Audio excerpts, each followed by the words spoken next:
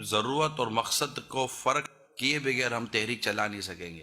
ماشاءاللہ۔ مقصد مدنی کام ہے، چندہ ضرورت ہے۔ ضرورت کو ہم نے ضرورت رکھنی ہے، مقصد کو ہم نے مقصد رکھنا ہے۔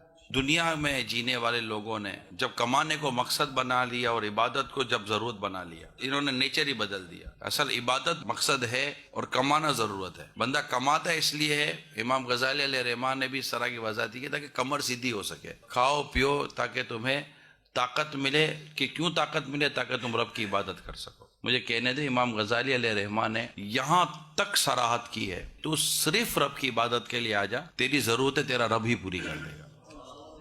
حدیث قدسی ہے نا کہ اے بندے تو خود کو میری عبادت کے لیے فارغ کر دے، میں تیرا ہاتھ غنا سے بھر دوں گا اور تیری فقیری دور کر دوں گا، اور اگر تو ایسا نہیں کرے گا تو میں تیرا ہاتھ کام کاج سے بھر دوں گا اور تیری فقیری دور نہیں کروں گا۔ یعنی جو دنیا کی فکروں میں، دنیا کی حاجتوں میں چلے گئے نا، ان کو گویا کہ روایتوں کے مضامین کے مطابق یہ متفکر الحال رہتے ہیں، وہ ہر وقت اسی میں الجھے رہتے ہیں، یہ کیسے ہوگا، یہ کیسے ہوگا، یہ کیسے ہوگا، یہ کیسے، یعنی یہ فکروں میں مبتلا کر دیے جاتے ہیں۔ یہ میں آپ کو بتانا چاہتا ہوں، آج اس بے عملی کے دور میں یہ خاص علامت بن گئی ہے باعمل مسلمانوں کی، کہ داڑھی ہوگی، امام ہوگا تو یہ کوئی باعمل مسلمان ہے، واقعی عمل ہے۔ ورنہ نارملی یہ عمومی مسلمانوں کا ایک اپنا انداز ہوتا تھا، امام اور داڑھی، لیکن اس عمل میں دنیا میں مستغرق ہونا، یہ بھی ہم میں سے کئیوں کے ساتھ لگا ہوا ہے۔ گھر بار مال اسباب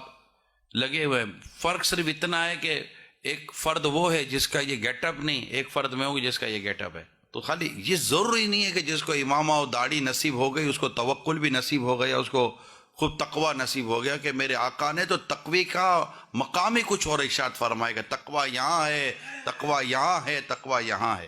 ہم نے لباس اور ظاہر میں تقوی ڈھونڈا ہے، جبکہ تقوی تو باطن کا جوہر ہے، جس کا اظہار ظاہر سے ہوتا ہے، کہ انسان دھوکہ ظاہر سے دیتا ہے، باطن سے نہیں دے سکتا۔ تو یہ کم ہی لوگ ہیں جو مال اسباب کی فکروں سے آزاد کر دیے گئے ہیں۔ اللہ ان کے صدقے مجھے بھی ایسا کر دے، میں ان فکروں سے آزاد ہو کر جیوں تو اس جینے کا لطف ہی کچھ اور ہے۔ میں نے پیر صاحب کو دیکھا ہے جن کو اللہ نے ان فکروں سے آزاد کیا ہوا، ان میں ایک نام الیاس قادری کا میں جانتا ہوں۔